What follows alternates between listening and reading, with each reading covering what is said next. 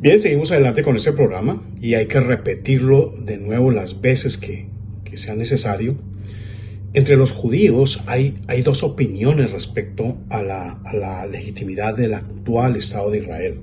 Los judíos practicantes por religión que dicen que el Estado de Israel es laico, incluso ateo lo dicen, y que la consecuencia del pecado del Israel histórico fue la expulsión de esa tierra santa, de esa tierra prometida, de esa tierra apartada, y que aún ese pecado no ha sido expiado, dicen ellos, y por lo tanto no tienen la bendición de Dios para estar allí, ocupando la tierra prometida. La otra facción, la sionista, asegura que independientemente del tema religioso, los israelitas tienen el derecho legítimo milenario de ocupar las tierras que les pertenecieron durante miles y miles de años y de las cuales fueron expulsados la última vez por el Imperio Romano, vagando desde entonces de nación en nación, siendo expulsados, perseguidos, masacrados en todos los lugares donde ha habitado el pueblo de Israel. Esto es innegable. Por ello, dicen, tienen el derecho de recuperar sus tierras ancestrales, que a muchos les gusta esa palabra, y están dispuestos a morir por ese derecho. Como les he dicho en videos pasados, ambas posiciones tienen su verdad. Ambas posiciones merecen ser analizadas para entender lo que sucede actualmente en Israel. Con el reciente ataque incluso de Irán, todo esto adquiere una relevancia que es vital conocer para entender por qué nos afecta de una u otra manera. Entonces, si bien es cierto que Israel fue expulsado de la tierra que Dios les dio debido a sus pecados de idolatría y a la degeneración sexual, etc., también es cierto que el Creador sigue manteniendo vigente la promesa dada a Abraham. Esto aparece en las Escrituras. Tan cierto es eso que incluso morando en los dominios de Jerjes, tal vez el imperio más grande conocido hasta ahora, compitiendo con el de Roma, por supuesto, los judíos caídos en pecado y desechados por Dios estuvieron a punto de ser exterminados. Amán, el segundo hombre más poderoso después de Jerjes en ese momento, descendiente de Amalek, eso lo hemos mencionado mucho en estos videos y en las cuentas de Twitter. Este Amán urdió una conspiración para exterminar totalmente al pueblo hebreo de la faz de la tierra. Siglos atrás, Dios había ordenado una y otra vez que Israel debería exterminar totalmente a los amalecitas, descendientes de Canaán, el nieto pedófilo y violador de Noé, que poblaban la tierra que Dios había separado, había santificado para los descendientes de Abraham. Los cananeos habían llenado toda esa región de podredumbre sexual, de pedofilia, de esclavitud sexual, sodomía, etc. Y los amalecitas, parte de ese pueblo, fueron los que acosaron a Israel en su huida de Egipto, atacándolos a traición por la retaguardia, asesinando mujeres, niños, ancianos, enfermos, que no contaban en ese momento con la protección de Israel, que estaban fuera, cuando los hombres estaban fuera del campamento. Los amalecitas son esos terroristas cobardes y despiadados de esa época y son los antepasados de los de hoy en día, de los palestinos, que utilizan las mismas tácticas de sus antepasados. Van, se cuelan a lugares donde no hay soldados, sino civiles desarmados, niños, mujeres solas, o donde esté celebrando la Pascua o el Shabbat o como quieran, y masacran a quienes encuentren en su camino. Son la misma cosa. Ellos también quieren destruir a Israel, igual que sus antepasados los amalecitas. Y la ONU los aplaude. Amán, entonces, urdió su conspiración para destruir definitivamente a los odiados hebreos. Más de 150 reinos del imperio de Jerjes, 150 grandes naciones, es decir, 150 gobernantes de este imperio se unieron a esa conspiración contra Israel. Todos, absolutamente todos, odiaban a los hebreos. Aunque Dios estaba disciplinando a su pueblo, no iba a permitir el exterminio de Israel. La manera como sucedieron las cosas, como se leen en el libro de Esther, se lo recomiendo, demuestra que Dios está en control siempre y que cumple sus promesas. Aunque ha permitido que las naciones pisoteen a Israel durante toda su historia, en todas las ocasiones, y así lo vemos en las Escrituras, y así lo anuncia en su palabra, quienes ataquen a Israel aún con su permiso, no bajo sus órdenes, con su permiso, sufrirán las consecuencias. Y así ha sido en todos los casos. Mardoqueo, estamos hablando de la época de Jerjes en el libro de Esther. Mardoqueo, primo de Esther, la nueva reina, fue el instrumento usado por Dios para salvar al pueblo de la desaparición final, sin que eso significara que ya estaban perdonados por sus terribles pecados, de ninguna manera. Lean el libro de Esther. Amán odiaba con todo su ser a los hebreos y a Mardoqueo especialmente. Había preparado una estaca de 20 metros para empalar a Mardoqueo, seguro de que Jerjes le daría su bendición para ello, pero Dios hizo que Jerjes recordara que fue precisamente Mardoqueo, el judío, quien lo salvó a él, al rey, de ser asesinado en un complot, en una conspiración. Y debido a eso, el rey Jerjes no solo elevó al judío Mardoqueo a la posición de segundo, quitándole puesto a Amán, sino que ordenó empalar a Amán en la estaca que él preparó para el judío. Igualmente, como ya mediante engaños y triquiñuelas Amán había conseguido que Jerjes firmara un decreto de exterminio de todos los israelitas de su imperio, Esther y Mardoqueo se apresuraron para emitir otro decreto, firmado también por Jerjes, que autorizaba, no desmontaba el artículo, no desmontaba el decreto anterior, pero autorizaba a los israelitas a defenderse de quien los atacara. Así se hizo. Y en cambio de ser exterminados, los hebreos mataron a más de 75,000 de sus enemigos en un solo día. De igual manera, y lo he dicho una y otra vez, la creación del Estado de Israel, si bien no fue dirigida por Dios, sino por la luciferina Organización de las Naciones Unidas, y la prueba es que luego de aprobar la creación del Estado de Israel, la ONU ayudó a desatar el ataque de las naciones árabes a los pocos días del decreto sobre esta nación recién creada de Israel.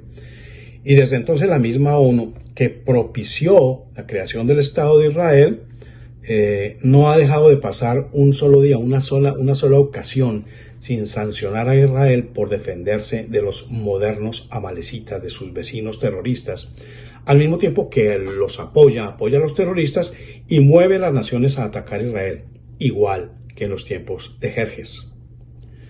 Entonces, si bien Dios no estuvo moviendo los hilos de la ONU para la creación del Estado de Israel, no es menos cierto que usó esa acción mediante la cual pensaron exterminar definitivamente a los judíos para ir cumpliendo poco a poco la profecía del retorno de su pueblo a esa tierra prometida para hacer posible el regreso del Mesías.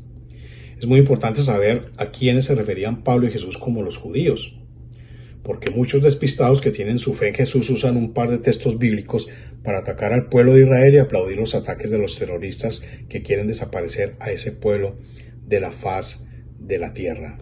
Entonces vuelve la pregunta que hicimos en el capítulo anterior. ¿Quiénes son los judíos?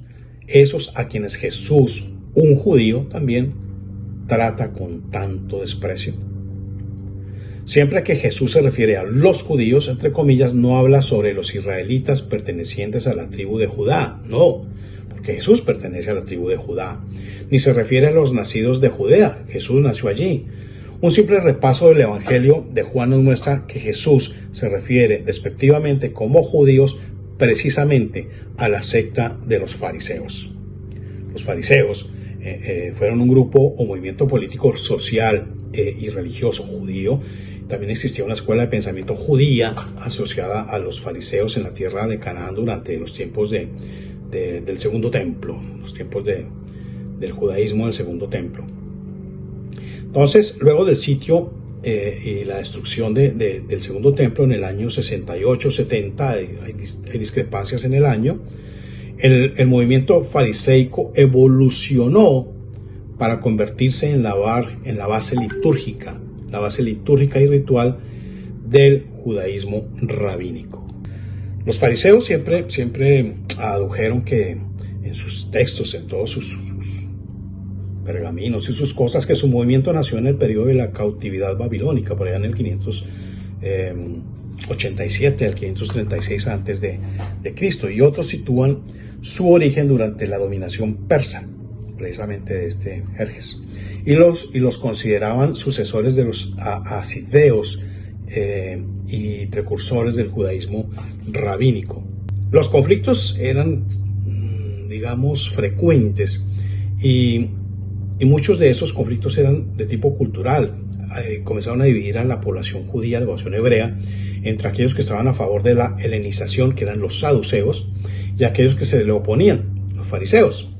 Otro conflicto era jurídico y religioso, y se debatían entre quienes enfatizaban la importancia del templo de Jerusalén con sus ritos y cultos y quienes enfatizaban la importancia de otras leyes mosaicas. Un punto de conflicto específicamente religioso tenía que ver con la interpretación, con interpretaciones diferentes de la Torá, de la ley judía, de la ley mosaica, y cómo debía aplicarse a la vida judía contemporánea de ese momento, en donde los saduceos reconocían exclusivamente a la Torá escrita y rechazaban a los libros de los profetas, los libros sapiensales, etc., y doctrinas tales como la Torá oral o la resurrección de los muertos. Los modernos rabinos, bueno, desde ese momento se ha enseñado por parte de los fariseos que hay dos tipos de revelación. Una revelación escrita, que fue la que se le entregó a Moisés en el monte Sinaí, y la otra, una revelación oral, que se le entregó también a Moisés, pero que no quedó escrita. Esa serie de normas y de cosas, también lo hemos tratado en varios videos, se conoce como los takanot.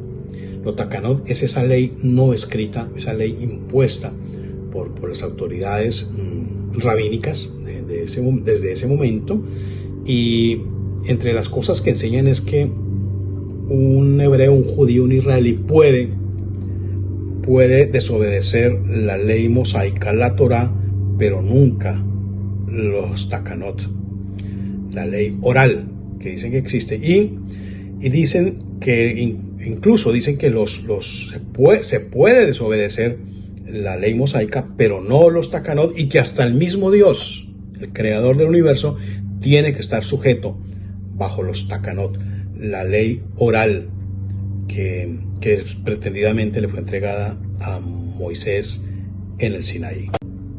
A eso fue lo que vino Jesús la primera vez, como profeta, no como hijo de Dios. Digamos que fue una misión encubierta, dicen algunos. No vino a decir a todo el mundo, yo soy el hijo de Dios, sino incluso callaba a quienes lo decían. A la única persona que se lo confiesa directamente es a la samaritana, la de la fuente de agua, la del pozo de agua. Le comenta que ella no era judía.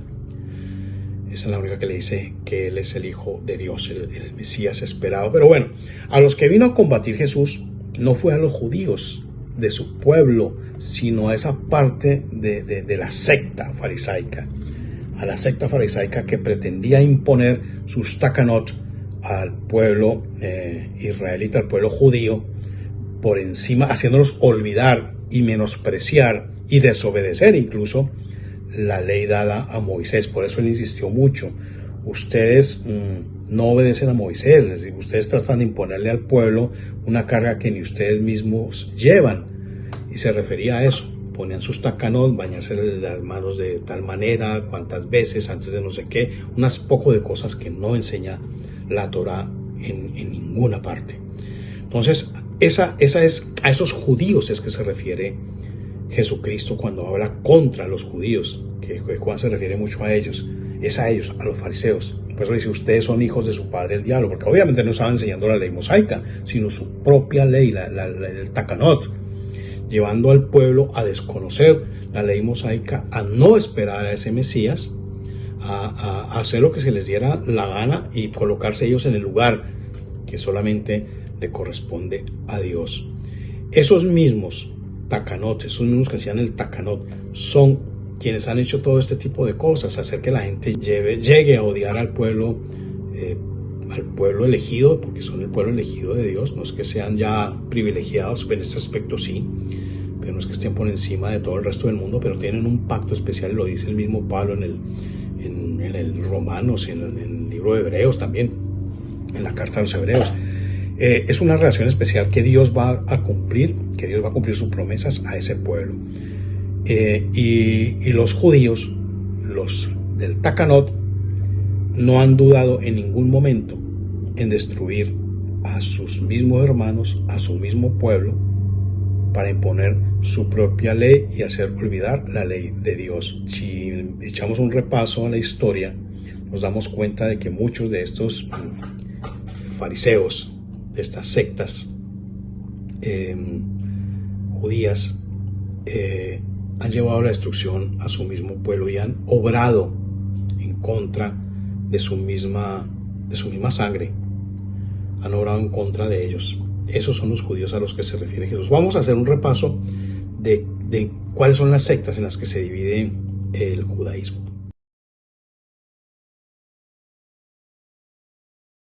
Qué duro es perder un familiar y saber que no lo veremos nuevamente.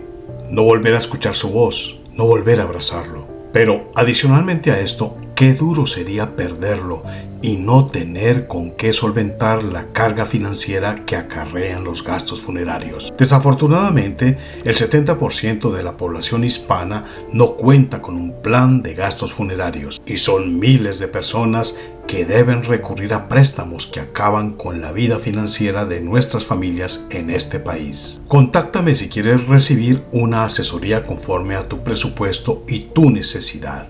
Somos responsables de nuestras decisiones en la vida. Somos irresponsables al no pensar en el futuro de los nuestros.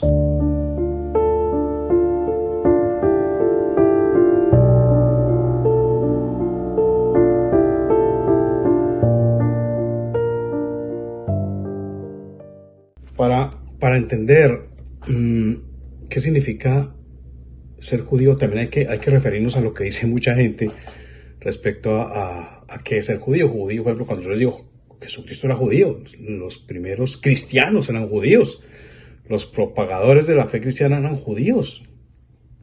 Entonces, no, ellos no eran judíos, sino que eran de Judea. Entonces, cuando les digo Jesús era de Judea, no, él nació en Galilea. Bueno, un poco de tonterías para justificar ese mote, ese odio, incluso sin razón, contra todo lo que tenga que ver con el pueblo judío. Hay que ver qué significa eso, qué es Israel. Mire, los términos hebreo, israelita, judío, han sido utilizados como sinónimos y sus equivalentes a lo largo de toda la historia. La Biblia se refiere a Abraham como un ibrí, un hebreo, que probablemente, que es lo más seguro, significa el que cruza, el que viene de la otra margen del río, de la margen oriental del río Éufrates. Israel como tal, el nombre, fue el segundo nombre de Jacob, el nieto de Abraham. Sus 12 hijos, los 12 hijos de Jacob y los descendientes de ellos fueron conocidos como los hijos de Israel, pueblo o nación israelita. Judío, como tal la palabra, se deriva de Judá, uno de los hijos de Israel, una de las cabezas, tal vez la más importante de las 12 tribus. El nombre judío se extiende a todo el pueblo cuando el reino de Judea sobrevivió a la destrucción de la época del segundo templo, del reino septentrional, más o menos en el año 720, 722 antes de la era común, cuando las 10 tribus fueron conducidas en cautiverio. Quedaron 2 tribus en la región, que fueron Judá y la tribu de Benjamín. En la actualidad el pueblo se denomina judío, su religión judaísmo, su lenguaje hebreo y su tierra Israel. Los judíos establecidos en Europa desarrollaron en la Edad Media una lengua basada principalmente en el alemán, algo de hebreo que más tarde asimiló palabras de otros idiomas. Esa lengua tan familiar a gran cantidad de judíos de la diáspora de esas 10 tribus se llama Yiddish. Los judíos procedentes de España, que son otro combo, digámoslo así, se les llama sefarditas, y desarrollaron una lengua basada en el español y algo de hebreo. Esa lengua se llama ladino. Estos 2 grupos, digamos que son las principales diferencias o corrientes del judaísmo. Los sefardíes, que se establecieron en Sefar, que es la península que conocemos como España y Portugal, y los askenazí, que fueron los de la diáspora que corrieron y se establecieron por Europa, por Rusia, por muchos lugares del mundo. Incluso hay dos grandes tradiciones básicas en la liturgia de las oraciones que son conocidas, las dos conocidas como la tradición Ashkenazí, que se refiere a las prácticas seguidas por los judíos oriundos de Europa Central, de Europa Oriental y Europa Occidental, y por todos los que descienden de ellos. Son dos liturgias diferentes, son muy diferentes. Y está la sefardí, que son las prácticas, o se compone de las prácticas seguidas por los judíos originarios de España y de los países de la costa del Mediterráneo, y también por sus descendientes. Digamos que algunas comunidades de Marruecos, las comunidades de Marruecos, muchos los consideran como parte de esa corriente sefardita. Entonces, digamos que, bueno, aparte de estas dos grandes líneas del judaísmo, que casi todas se definen a partir del lugar desde donde se originaron, porque se crearon muchas vertientes. Entonces, las dos principales son esas: los sefardíes o sefarditas y los askenazíes o askenazis, que dicen otros.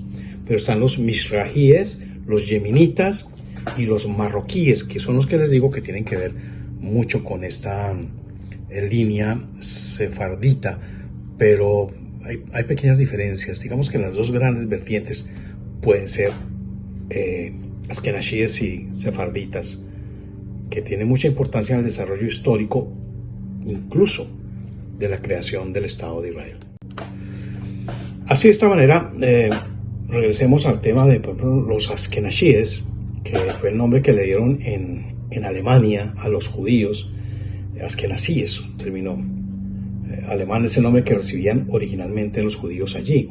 Se usó luego en ocasiones para describir erróneamente a los judíos provenientes de Europa de modo general. Entonces lo usamos así, aunque sabemos que es erróneo, pero describía a toda la Europa central, oriental, etc. Entonces de ahí viene el origen del nombre Askenazí, que es una palabra alemana. Los yemenitas, algunos consideran que a los Teinamín, como parte de los judíos mizrahín o los judíos orientales, pues habitaban en el Yemen. Yemen significa sur remoto. Son los únicos que conservan la tradición de leer la Torá en la sinagoga en hebreo y en la traducción del arameo. Los marroquíes, la otra secta que vimos, la otra división que vimos, son judíos que vivían tradicionalmente en el Magreb berber árabe, a veces considerados sefaradín, como lo dije antes. Se establecieron allí mucho antes de la expulsión de los judíos sefarditas de España, sobre todo en Marruecos. Regresemos también al tema de los sefarditas o sefaradíes. Sefarad, como lo mencionamos, es el nombre hebreo para lo que conocemos como España y la península ibérica, España y Portugal. Sefaradí quiere decir literalmente español en el hebreo clásico, y es la palabra para designar a los hebreos, a los judíos de España y Portugal. Ellos hicieron, esta comunidad sefaradita, hicieron grandísimas contribuciones a la cultura hispánica, que es tal vez de las más importantes en nuestra América. Pero fueron expulsados por Isabel la Católica por motivos religiosos, por presión del Vaticano, eso hay que decirlo. Fueron expulsados de la península en el año de 1492. Hay muchos documentales, muchos testimonios, muchos libros que nos narran esta gran tragedia de grandes personajes, de un pueblo que logró, como lo decimos, aportar bastante a la hispanidad. Hispanidad y judaísmo sefaradí no se diferencian mucho, excepto por la religión judía, pero en cuanto a la cultura, que tanto los hispanistas de la cual tantos hispanistas, si no todos, se vanaglorian, tuvo mucho aporte, mucha contribución de la comunidad judía en la península antes de que los expulsaran en el año 1492 Isabel, los reyes católicos, por presión del Vaticano. A esos descendientes de estos judíos se les siguió llamando sefardíes, sefaraditas o sefarditas, sin importar en qué parte del mundo hayan nacido, porque hay descendientes de estos judíos tanto en nuestra América como en Turquía, como en Grecia, como en Italia, como en Marruecos, como en Egipto, Holanda incluso, de los que emigraron también a formar parte de este pueblo que estaba buscando el nuevo mundo y que llegaron a la costa este de los Estados Unidos para ser los precursores de lo que hoy es esta gran nación. El mundo le debe mucho a esta comunidad sefaradita. Para entender qué significa ser judío, también hay que referirnos a lo que dice mucha gente respecto a qué es ser judío. Judío, por ejemplo, cuando yo les digo Jesucristo era judío, los primeros cristianos eran judíos, los propagadores de la fe cristiana eran judíos. Entonces, no, ellos no eran judíos, sino que eran de Judea. Entonces, cuando les digo Jesús era de Judea, no, él nació en Galilea. Bueno, un poco de tonterías para justificar ese mote, ese odio, incluso sin razón, contra todo lo que tenga que ver con el pueblo judío.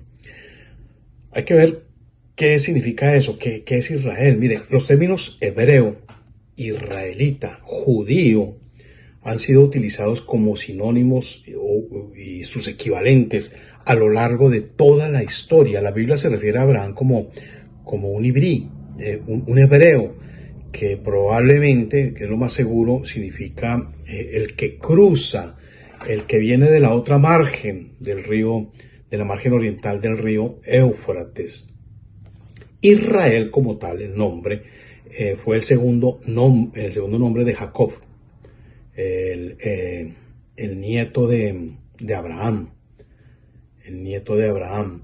Sus 12 hijos, los 12 hijos de Jacob, y los descendientes de ellos fueron conocidos como los hijos de Israel, o el pueblo o nación israelita. Judío, como tal la palabra, se deriva de Judá, uno de los hijos de Israel, una de las cabezas, tal vez la más importante de las 12 tribus. El nombre judío se extiende a todo el pueblo cuando el reino de Judea sobrevivió a la destrucción de la época del segundo templo, del reino septentrional, más o menos en el año 720, 722 antes de la era común, cuando las 10 tribus fueron conducidas en cautiverio. Quedaron 2 tribus en la región, que fueron Judá y la tribu de Benjamín. En la actualidad el pueblo se denomina judío, su religión judaísmo, su lenguaje hebreo y su tierra Israel. Los judíos establecidos en Europa, que fueron expulsados durante el Imperio Romano, durante la Edad Media, desarrollaron una lengua basada principalmente en el alemán y algo de hebreo, que más tarde asimiló palabras de diversos idiomas. Esa lengua tan familiar a gran cantidad de judíos durante la diáspora se llama Yiddish. Esta división de los askenazíes o askenazis, o como quieran llamarlo, ellos tienen unas grandes diferencias y es importante conocerlas para entender por qué muchos están en contra, por qué parece que se encontraran, por qué tienen opiniones diferentes respecto al Estado de Israel.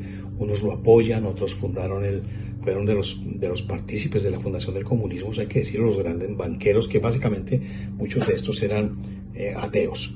Pero entre los askenazíes están los ortodoxos, los reformistas, los conservadores y los reconstruccionistas. Dentro de estos reformistas o liberales askenazíes, fue una corriente que empezó a surgir a finales del siglo XIX, por allá por 1890, y estos que se llamaban reformistas, por lo que estaban haciendo, por lo que hicieron, trataron de variar, de reformar conforme a la cultura, conforme al mundo donde estaban viviendo, su judaísmo askenazí. Entonces quitaron casi todo lo que venía de la Torá y dejaron unas ciertas leyes morales y éticas nuevas que son liberales. Entonces son los que aceptan el homosexualismo, aceptan todo este tipo de cosas dentro de su religión. Obviamente se apartaron muchísimo de la Torá. Tanto así que quitaron todo, prácticamente todo, estas leyes que están escritas en la Torá, las escuelas, digamos, ellos inventaron el tema de que sí podían los judíos efectivamente juntarse unos con otros, con creyentes, con no creyentes, hombres, mujeres, gays, lo que sea. No hay absolutamente ningún problema. Y un tema tan importante como el de la comida en la tradición judía, en la religión, más que la tradición judía, la shejita, que tiene una serie de normas y de cosas para saber qué alimentos debían comer y qué no debían comer, ellos la eliminaron. Entonces ellos no tuvieron ningún problema en consumir carne sacrificada de cualquier manera y empezaron por ahí. Luego siguieron las leyes, los temas económicos. Entonces por eso vemos muchos judíos ashkenazis, de ascendencia ashkenazi o ashkenazi, que están a favor de temas, por ejemplo, como el aborto. Fueron de los creadores, de los que impulsaron la pastilla anticonceptiva, todo este tipo de cosas que no parece que vinieran en realidad del pueblo escogido por Dios. Estos ashkenazis, por ejemplo, muchísimas de las oraciones, por ejemplo, que tienen los sefarditas, incluyen oraciones del regreso a Israel. No al Estado de Israel como tal, sino a la tierra prometida mediante la guía de Dios. Estos ashkenazis quitaron todas estas oraciones sobre regresar a Israel, y muchos de esos son los que impulsaron la creación del Estado de Israel, porque no necesitamos aquí a Dios para nada, vamos nosotros mismos sin necesidad de orar por ello a Dios. Entonces vamos a regresar a la tierra de Israel, sea como sea.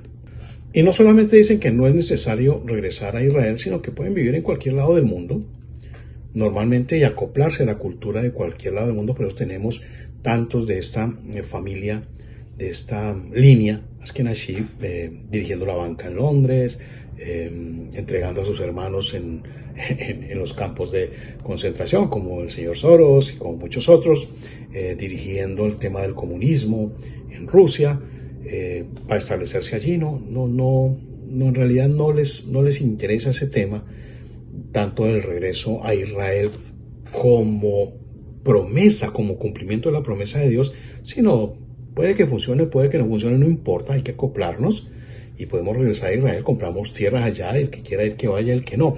Pero es que entre el judío, digamos, sefardita, porque hablemos de las grandes corrientes, la oración de regreso a Israel es parte vital de sus oraciones diarias. Ellos piden el cumplimiento de esa promesa con la dirección de Dios. Los ashkenazis no la necesitan. Es más, ellos dicen que la Torá no tiene origen divino. Ellos son una especie de takanot que hacen sus propias leyes, y ahí viene también toda la política económica. Por eso tantos y tantos teóricos liberales, que uno los llaman liberal clásico, llámenlo como quieran, de esos liberales de origen judío, de origen ashkenazi, hablan de leyes capitalistas, hay que decirlo, y de eso le da yo la razón a muchos, que no tienen nada que ver con Dios, no tienen nada que ver con los principios económicos, con los principios de cómo se manejan las finanzas, con los principios de cómo se maneja la economía, tanto en una familia como en un estado, que muestran las escrituras. A ellos no les importa. A ellos les importa es lo que ellos digan. Por culpa de estos reformistas judíos ashkenazi, hay que decirlo nuevamente, es que muchos conservadores que aman la hispanidad, que aman las tradiciones, que aman todo ese tipo de cosas conservadoras, culpan a todos los judíos solamente por el hecho de ser judíos, de tener un apellido judío, de llevar algún tipo de sangre judía, de ser los grandes causantes de la humanidad y del desorden en el mundo. Por eso vemos que esos grandes cineastas de Hollywood judíos no son sefarditas, son de origen ashkenazi, que son los libertinos, los que meten el tema de extraterrestres. Vuelvo e insisto con el tema de la ideología de género, son de los grandes propulsores de la Agenda 2030. Es esa facción ashkenazi, que son los reformistas, los liberales de esa facción ashkenazi. O sea, es una cosa que no es tan complicada, pero digamos que a causa de ello es que muchos encuentran razones para alimentar su odio enfermizo y ciego contra, contra los judíos como grupo y como pueblo escogido por Dios. Muchos también de estos askenazíes llegaron también desde Holanda, desde Dinamarca, llegaron a Estados Unidos. Dentro de estos askenazíes empezó a surgir un movimiento conservador para oponerse a los reformistas liberales. Hubo un rabino, Zacarías, del movimiento reformista, que dijo que no estaba bien que se perdiera el hebreo en las sinagogas, que se dejara toda la tradición antigua, que se abandonara toda la tradición antigua, tradicional, perdón la redundancia, y él empezó el movimiento conservador dentro de los askenazíes. El movimiento conservador es más, ahí está la paradoja, es más liberal que los ortodoxos y más tradicional que el movimiento reformista. No están acá, no están allá. Digamos que lo que conocemos como término político son como una especie de centro. Luego vienen otros movimientos, otras corrientes dentro de los mismos askenazíes, que además del conservador, del liberal, del ortodoxo, viene uno que se llaman el reconstruccionista. Bueno, es digamos básicamente lo mismo, con algunas variaciones, y vienen los ortodoxos modernos, ya no los ortodoxos, sino los ortodoxos modernos, que observan la Torá dentro de ciertas partes, pero se someten más a cosas que defienden los liberales, como vivir una vida ligada al mundo, sin quitándole esa parte de la Torá. Eso es una locura. Cuando vemos videos sobre en Jerusalén, donde hay una gente que se viste particularmente especial, esos son los jaredí, los ultraortodoxos, que ya son del extremo. Ellos hacen una separación absolutamente total entre el mundo de los goyim, de los gentiles, y el judaísmo. Ellos creen que si el judío se asocia o se familiariza en cualquier nivel con los goyim, con los gentiles, entonces se van a perder. Hay un barrio en Jerusalén donde la gente ni siquiera puede entrar si no va vestido de tal manera, si las mujeres van mostrando algo de piernas o las sacan a patadas. Y lo mismo los hombres, que no vayan vestidos acorde con lo que ellos enseñan. Ellos no van al ejército. Eso se parecen a los testigos de Jehová, porque dice que no van a defender el estado donde viven de ninguna manera. Las mujeres y los hombres caminan por lugares diferentes, como si fuera un apartheid. Se desarrolló en Lituania. Hay gorros de diferentes tamaños, usan ropa muy diferente, algunos no tienen barba, no son esos barbados que con trenzas y toda la cosa. Estudian muchísimo el Talmud, y en eso, y las tradiciones hacen que se distingan muchísimo entre los otros yehudí, como los hasídicos.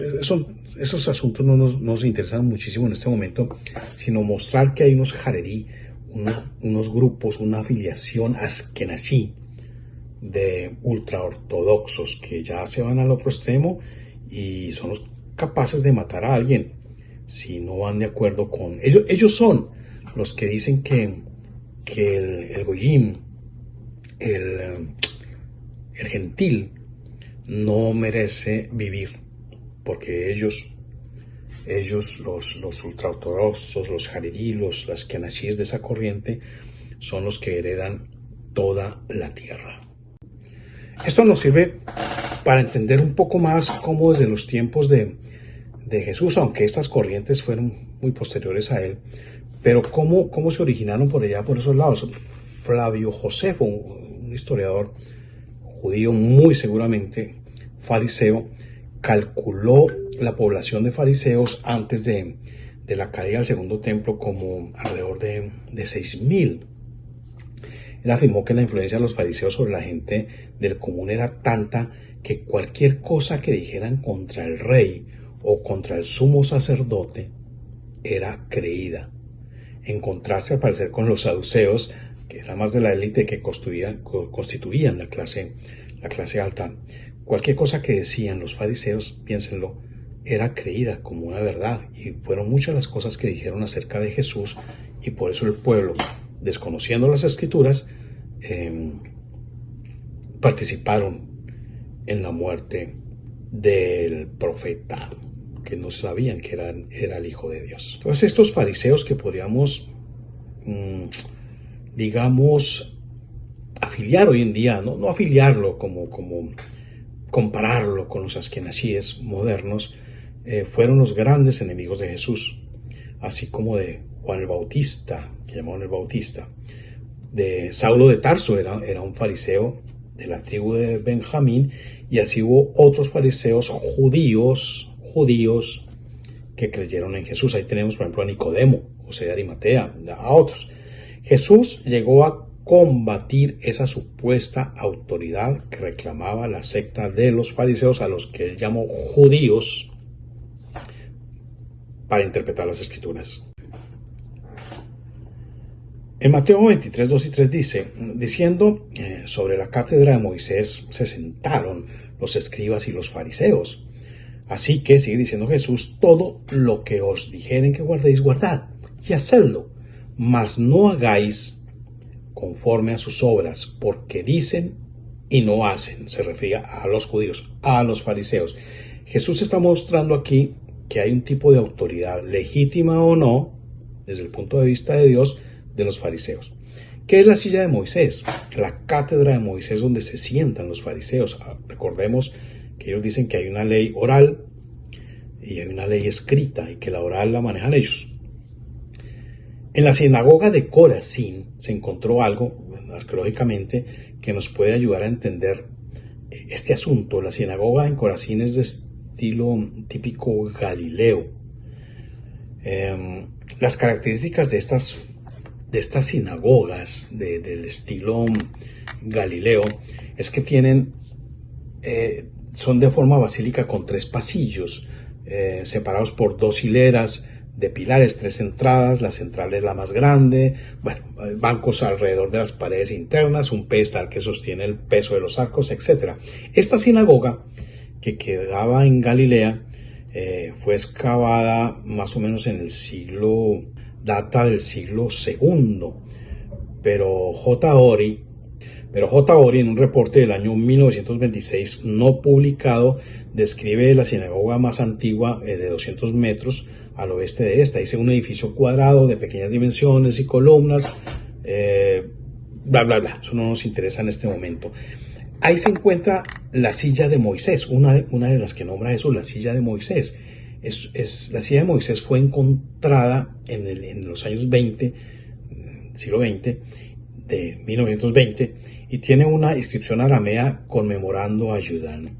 Jesús hace referencia a esta posición de autoridad. Dice, lo repito, en la cátedra de Moisés se sientan los escribas, se sientan los fariseos, así que todo lo que os digan que guardéis, guardadlo y hacedlo, pero no hagáis conforme a sus obras, porque dicen y no hacen. Hay muchísimas sillas de Moisés encontradas por los arqueólogos, incluso en Grecia. Hablábamos, por ejemplo, de esas divisiones del pueblo judío.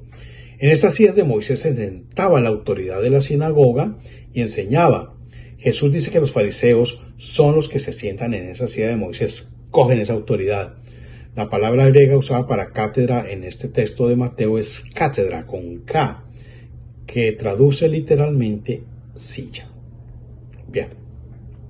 Entre los judíos hay los que se conocen como caraítas, es muy importante. El judaísmo caraíta o caraísmo significa basado en la lectura. Es un grupo religioso judío caracterizado, anterior a los que mencionamos, caracterizado por reconocer al Tanaj como la única autoridad religiosa para fines de su doctrina, de su teología. Se diferencia del judaísmo rabínico en varias cosas. La principal forma de judaísmo en el mundo en que considera la Torá oral, ya lo hemos mencionado, codificada en el Talmud. Por eso muchos que odian a los judíos dicen, es que el Talmud, el libro sagrado, dice esto, pero ignoran que el Talmud es basado en esa tradición oral, en esa supuesta ley oral que Dios no dio. Entonces, este judaísmo rabínico dice que esa Torá oral está codificada en el Talmud y otros trabajos subsecuentes como interpretaciones autoritarias, son interpretaciones de la Torá. O sea, en este tipo de judaísmos, en el rabínico, se enseña que nadie puede interpretar las escrituras por sí mismo. La Torá, hablamos en este momento respecto al tema judío, sino que tiene que estar basada en el Talmud. Por aquello, luego les comento que la ley más importante es la de los takanot, la ley oral, por encima de la ley dada a Moisés de manera escrita. Los caraítas sostienen que todos los mandamientos, los mitzvot, que fueron transmitidos a Moisés por Dios, están descritos en la Torá específicamente, sin ninguna explicación, sin detalles adicionales, a diferencia del judaísmo rabínico, que le da más importancia a las tradiciones orales. Como resultado, los judíos caraítas no aceptan como obligatorias las tradiciones descritas en el Midrash o en el Talmud. Es muy importante eso para entender qué pasa en la nación de Israel hoy en día. Entonces, Jesús le está diciendo a los discípulos que no obedezcan las tradiciones de hombres instauradas como ley de Dios por esas organizaciones religiosas judías. Jesús les está diciendo a sus seguidores que esas organizaciones de judíos son hipócritas. Estos judíos son hipócritas porque enseñan cosas falsas que ni siquiera ellos mismos aplican. Y los caraítas siguen esa línea de pensamiento, no están sin creer en Jesús, no están dispuestos a seguir mandamientos de hombres. Entonces, aunque no reconozcan a Jesús como Mesías, esos rituales impuestos por hombres, como el lavado de las manos antes de las comidas, con el que los fariseos querían que Jesús y sus discípulos siguieran, muchos caraítas han aceptado a Jesús como el Mesías, gracias al trabajo de los fariseos. Ese ritual, entre varios otros, fue desafiado por Jesús muchísimas veces. Hay que leer las Escrituras. Todas esas suplantaciones de hombres de la ley de Dios se conocen, vuelvo y lo repito, tienen que grabarse eso como takanot. Ya hemos hablado muchísimo del asunto. Takanot es la tradición de los rabinos, los judíos fariseos, que pretenden imponer sus tradiciones sobre la ley de Dios, aduciendo que ese takanot es más sagrado que las mismas escrituras. Ellos dicen que las escrituras se pueden violar los mandamientos de Dios, pero nunca se puede violar el takanot, los mandamientos y la tradición de los hombres. El takanot resume los mandamientos de los rabinos supremos judíos, por encima de la ley de Dios. Estos rabinos dicen sin ninguna prueba que Dios delegó su autoridad sobre ellos. Por eso lo enseñan. Y que desobedecerlos a ellos es desobedecer a Dios mismo. Eso es una tradición que siguen incluso cristianos, los pastores que llaman apóstoles, yo no sé qué más. Dicen que desobedecer a ellos es desobedecer al mismo Dios. Eso no solamente de los judíos rabínicos. Sobre el tema de la autoridad espiritual ya hemos publicado muchísimo, varias cosas. Entonces, cuando Jesús entra en escena, el pueblo de Dios no seguía al Creador, sino a los fariseos mediante sus takanot. Por eso Jesús y Juan llaman al arrepentimiento, que significa regresar a Dios, pero ese es otro tema que vamos a ver explícitamente en el canal de enseñanzas bíblicas, que es diferente a esto. Los fariseos antiguos no desaparecieron de ninguna manera. Hoy se les conoce como estos ortodoxos que mencionamos aquí. Eso lo definen en el Talmud.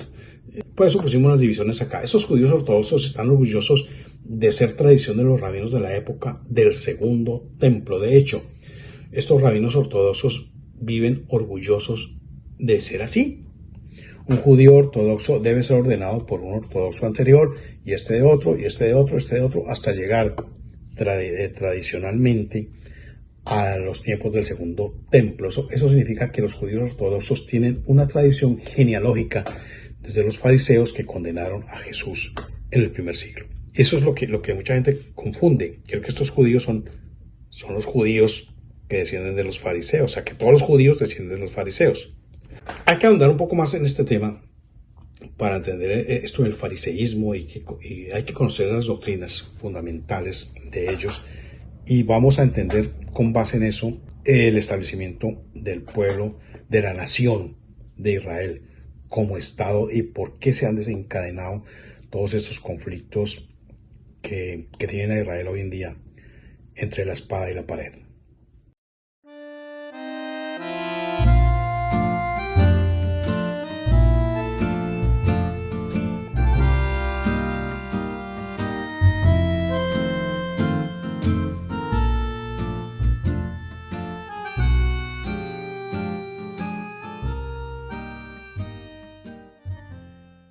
Qué duro es perder un familiar y saber que no lo veremos nuevamente.